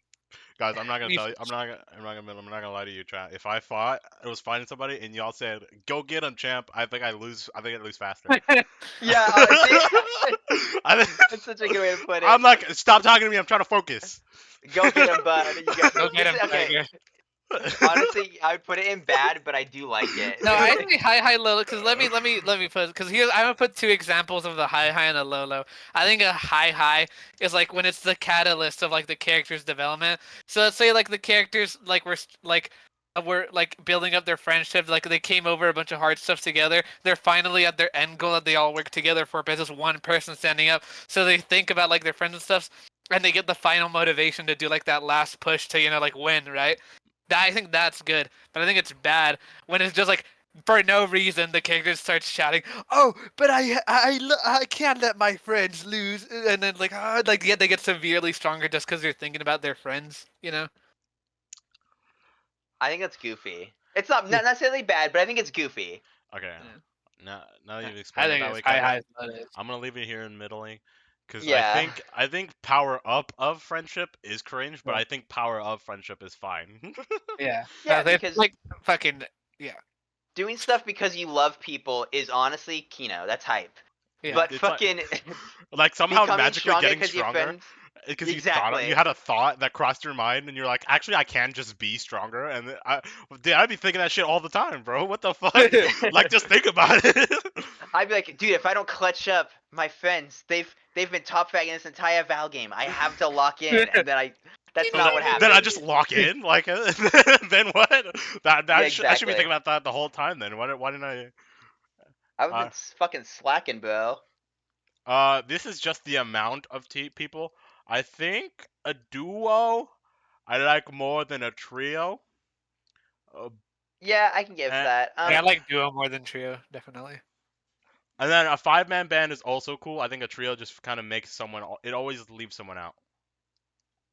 Yeah, Yeah. I think when you have a 5-man band, you kind of have more people to bounce off of. But a trio isn't bad. Like, I mean, there's plenty of like Han, Leia, and Luke are a good trio. But I think having more characters just means more room for those characters to get time in the spotlight.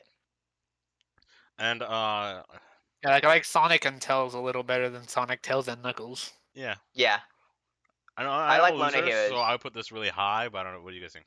No, I think Loner Heroes are fun. I haven't written a lot of Loner Heroes, but I do think they're fun. I think it's cool to see a Yeah, character they're who can cool. hold their own.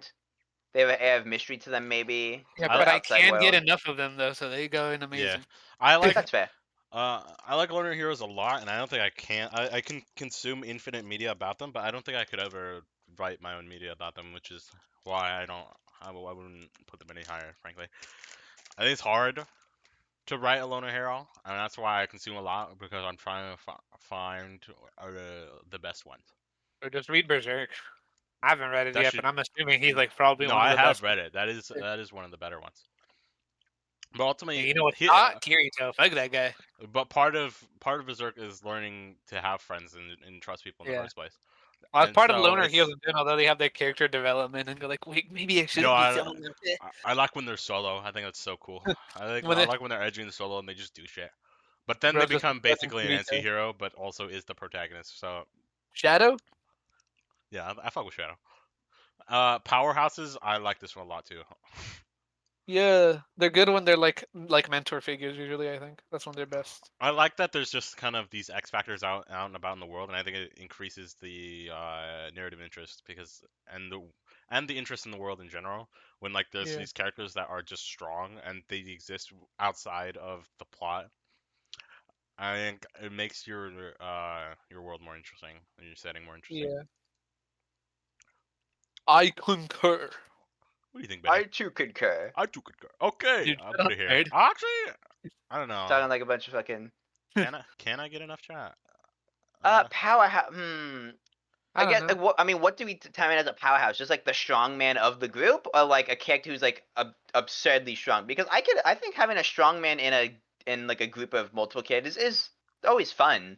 You know, you get to have a guy who is like, you know what? We're just gonna let him do all the. We're gonna let him throw you through a wall. But this is like a I would villain we have to say fight who can throw us through a wall. I would say similar to like Superman is for the Justice League, Or Hulk. or like Hulk is for the Avengers. So yeah, like you have like a member of the team that's a member of the cast that's just particularly stronger than the rest. I think that's always fun. Okay. Because especially you can layer them, you can have them be the powerhouse, but they're not necessarily a meathead. You know, you could do cool stuff with that. Okay, these two are the same in my eyes. Yeah, no, it was all well. To be fair, they were dead the whole time. Can't apply to just a single character. Like, Oh, true. it's So it's not necessarily it's like a it's not the little lower. exact same, but fucking in Afro Samurai, fucking I can't remember his name, but the guy who's not Afro, who's in his head, he's not real, And he but was fake the whole he time. That shit was he might as tight. well be. Yeah, that was cool. I like that. Dude, Afro Samurai is so good, chat. It's It is really um good. Uh I like what the fuck I think I forget his name, Nick Fury. Samuel L. Jackson. Samuel L. Jackson. I can't believe I forgot Samuel L. Jackson. He's such a fucking recognizable name. I can't believe I forgot that. I think They Were Dead the Whole Time is a better version of It Was All a Dream. I would say though, even though it goes into like it's above average. Yeah. It's like a trope that I think is cool. But I think if it's overdone, it Yeah, it loses a lot of that novelty. loses the charm. Everybody dies. I think Uh, this makes movie spoilers like literally the devil, and you should avoid them at all costs, because then it ruins the whole stakes of the movie. But I think everybody dies is okay. Like, I think it's chill. I don't. I think I think you usually like It you've seen a depends. comic got kill, haven't you? Okay, yeah, Because but that's a bad example. Like Rogue One, I I did think like that everyone dies. exactly. I think if it's a one-off story where it makes sense for all the characters to die, I think it's good. But if it's like something that's like a continuous story, like I like when it's a tragedy. yeah, exactly. I think it's when it's a tragedy, but the characters aren't necessarily dying in vain either. They do have their own victories up until that point. Fighting There's a to the really cool last movie breath type called shit.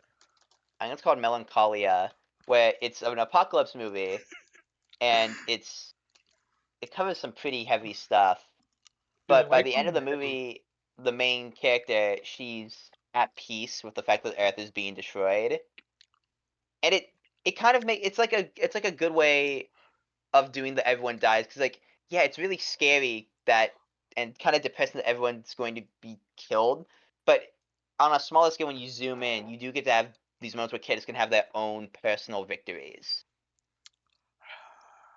I'm It's a putting it good here. movie. Actually, I like it. I like death Yeah, more than I don't like death. I think it's fair. Bro Okay. is the serial murderer. Symbolism.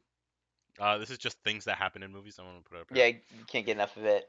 Revenge arcs. This is terrible. I think it's also oversaturated. Maybe it's ruining my fucking. I think it's overset. I think it's okay. Maybe it's ruining my perception right now, but I think it's bad. I I think think it's Revenge alright. Arcs. I think it can be pretty cool. John Wick is probably my favorite example of Revenge Arc. The entire movie series is just him getting revenge on motherfuckers, I and think it's it's kind of really good hype. when they set motivation too, because I don't care for them usually that much, right? But I've started playing Final Fantasy 16, and the whole intro of the game just sets you up for the main character going on his revenge arc, and I'm completely on board with him. I need to help him his ass get revenge. That was fucked up what they did. Yeah, I think revenge is one of those things where I think sometimes High it's high low low. satisfying. Yeah, I think it's a high low lows. I don't think about That's fair. it. Sins I of guess the maybe I'm Father. having trouble think. Sins Well, I'll of the say Father. all the ones I can think of that are bad, they're like they get good because they stop being about revenge, and that's why their revenge arc was kind of bad. Like Sasuke, he gets over his shit. That's fair, actually. I just don't like when revenge arcs are about how revenge is bad. Except That's John Wick, I true. think that was cool. I don't think revenge is necessarily a bad thing. No, it's bad. That's bad for the people. I think is what it usually means. Because it Yeah. is bad for some people. Go too deep into that You shit. know what? I You did fuck- finish Yeah. Vinland Saga, and I did think that shit was tight. Oh damn, I'm seeing a lot of cool art on the side here. It's like Sins of the Father. I think that one depends, because I know two examples. I think in the Lego Ninjago movie, it sucks. because everyone hates Lloyd and is dicks to him just because he's related to this dude. But it's like he hasn't been with this dude his whole life. If it's one of those things where if a character is just related and that's enough to get them hated, it sucks. But if a character grew up in the presence of this person and is like a teenager or a young adult and broke away, that's interesting because you have a reason for people to be like, can we trust you? You spent, the developmental years of your life with this person who is evil. I think it generally adds an interesting aspect to whatever character the trope is Dude, put onto. Shonen Ninjago is Yeah. way better than movie Ninjago. So true, King. Alright. Yeah, it is. I need to Okay, catch up on this like the line 5 seasons. here, we're not so different, you and I. I've never like not chuckled or eye rolled when I Well, heard the, this. the line sucks, but the idea is good. We're not so line- different, you and I. Me and you were so similar. This is We're literally the like a same. fucking. That's The like only Green yeah, Goblin he's literally shit. doing the way it's like fucking Green Goblin and Spider-Man thing. We're the same. No, I agree with Kevin. It's goofy, but also two characters who are different sides of the same coin. It's an interesting Or they have dichotomy. It's an parallels with interesting each other. I dichotomy, love. but I think when you point it out, I think it becomes bad. I think it's something better left unsaid. I think it's kind of fair. And also, this is the quotes. This is in quotes, so I'm just gonna put it down here because I'm assuming That's this true. means they point it out at some point. Because I think it's something that's like, if there's a dichotomy and you never point it out, it's something that's like it makes things more interesting, right? But if you point it out, then it's like, well, it's kind of cringe. It's like explaining a joke. Like, why did you explain it to me? I don't care. Now I don't care because it feels like I'm being talked down to. Anyway, it's bad. Noble houses. This is something that just has to exist in fantasy, and I think Yeah, actually some of them exist in sci-fi as well. Dune has noble houses, and I think it is I like think a it's like a sci-fi fantasy simple. thing. But It's yeah, a simple, but I think it's an effect. Like it's a simple What is it, like the rich setting thing. family type noble shit? Is It's that just a way to set up factions. yeah, Right. I think it's It's interesting fine. because Yeah. I've Usually for inner conflict. That's usually why people write it in now. Yeah, you could have people yeah, within there's like the. class conflict. Or like various my things. family is better than yours because our blood's cooler, bro. Yeah, there's like Yeah, there's a lot of really interesting stuff you can do with it. yeah. I don't know if I can't get enough of it because I think the spoiled rich kid is a kind of an overdone trope, and so Yeah. I'll put it in amazing. Rivals, I think this is with Nemesis wherever we put that. Bro, no, Rival is goated, bro. Put that in best shit ever. That shit Yes. awesome, bro. I love Yeah, I think- Shadow. I love Vegeta. I love all the fucking Sasuke. I love the 'Cause, like, rival dynamic. because I think where Nemesis is the character is like it's like Joker and Batman. The characters are always they're never gonna shake hands. They're never gonna cross the line and shake hands. But a rival is someone who They agree. you on have the like a same bit of level, a you have a but bit. There's like a mutual respect in there. They're a hesitant ally at times. Too. Yeah, you see, like if someone's your rival, you see them as someone More to- who Somebody to you- push you to grow.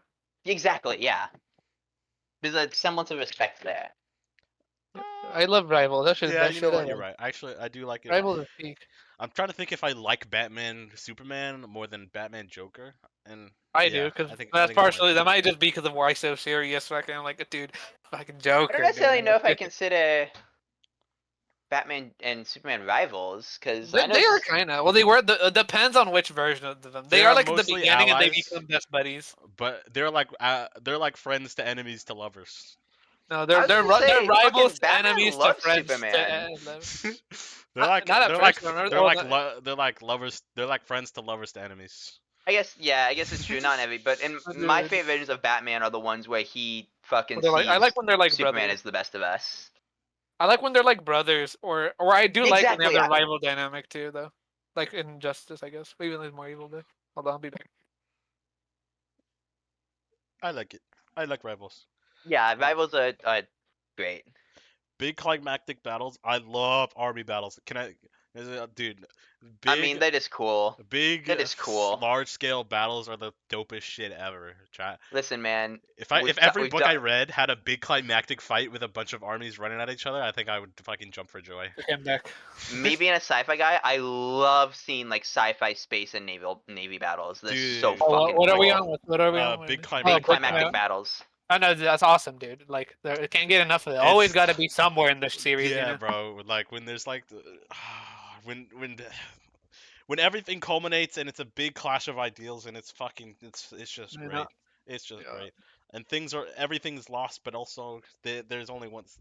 There can You only know, be one winner. Oh, that's so good. Anyway, what I like to do is slap everybody in a big climactic battle, and then swap the main character and the main bad guy, and they're off like in their own secluded place having their fight.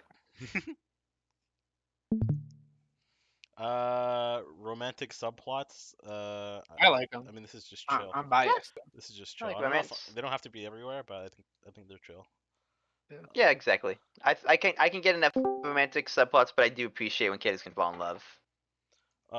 Psychic powers. Is that? I don't know if this. Mob Psycho goes crazy, so you know. I don't know if this refers strictly to reading minds or like or telekinesis. Well, psychic power usually means like the whole thing. It's a pretty broad net. Pretty Uh, I like don't- psychic. I think psychic powers are cool. They're not a can't get enough of it for me because I do Yeah. use it in. Oh, I Gabe, think- you're joining towards the end of the tier I, do. list. I think psychic powers are a very underused like power system. Wait. Like, there's a lot of magic. There's a lot I'll of be like back. key shit. There's not much of like, you I'll know, put- there's not much No, psychic power sets. I'm I do gonna think kill myself. Put these together. Okay, my bad. Bro, we had to cut that out now. Now I have to fucking to delete the whole fucking thing now. God. Yeah, we have to kill ourselves now. All of Oh us. my god.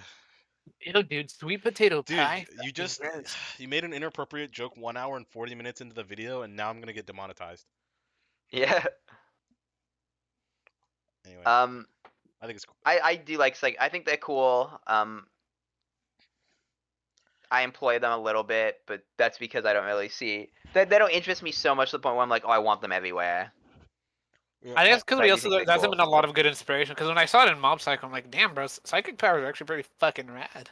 yeah, I think it's a fun thing to throw in. I think that's where like amazing this tier basically is defined by. It's just, Yeah, like, things that are fun to throw into a story but don't have to necessarily be there at all times.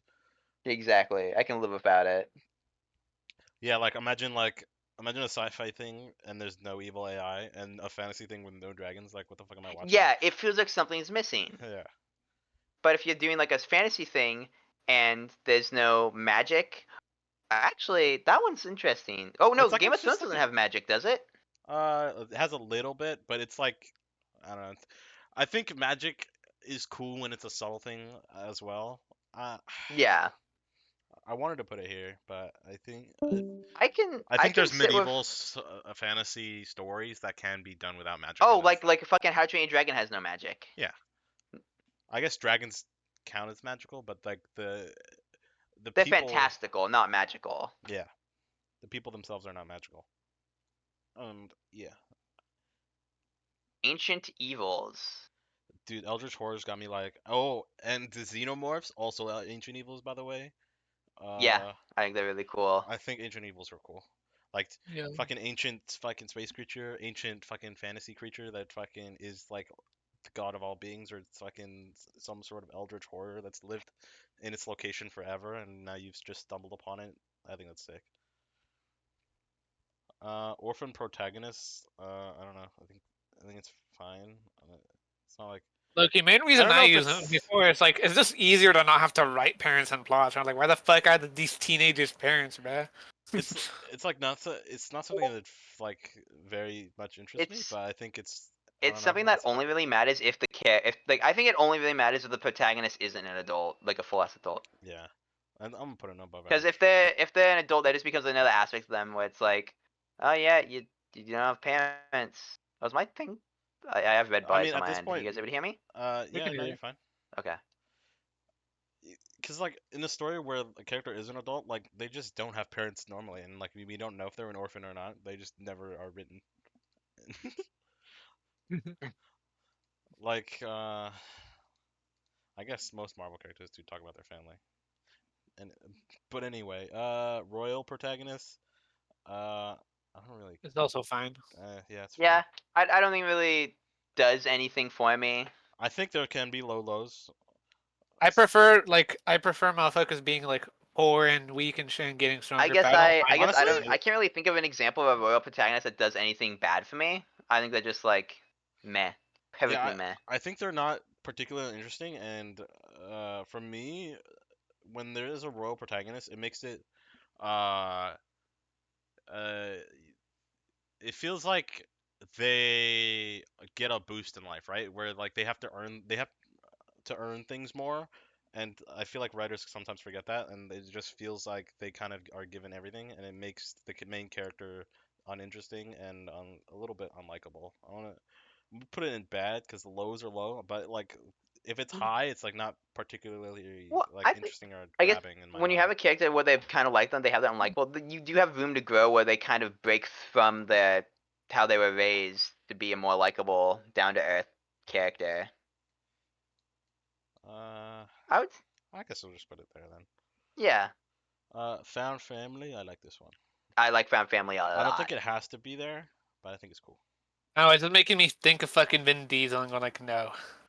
No. No, to me, it's I think I can't get enough of it. I can appreciate when characters are just like, all right, cool, it was nice working with you guys. Bye. Mhm. I think characters having their own individual journeys is something that is just as important as them realizing that they don't have to be they're not alone in this. Mhm. But I at the same time I really do like seeing when characters can like come from different walks of life and basically create a little family. It makes me very smile, very happy. And that wraps it up. Basically, moral of the story: plot armor bad. It was all a dream. Is the greatest thing you'll ever see, and you should just write it more. But also, don't This is write it a lot. unironic. Don't write it a lot, because then it's bad. You don't want people to see it coming. But do use it more. I feel like bad movies would sometimes just be saved if they woke up at the end. Like if it was a really long, complex, boring movie, but then they woke up at the end, I'd be like, that shit was kind of tight. It makes me like the movie more because at least I had something to talk about when I discuss it. You know what I mean? Yeah. Because like otherwise, I'm like, damn, that shit was boring. I don't even remember what happened. But This if they should put woke, my ass to sleep. but if they woke up at the end, I'm like, holy shit, they woke up at the end. That shit was kind of funny. Uh, yeah.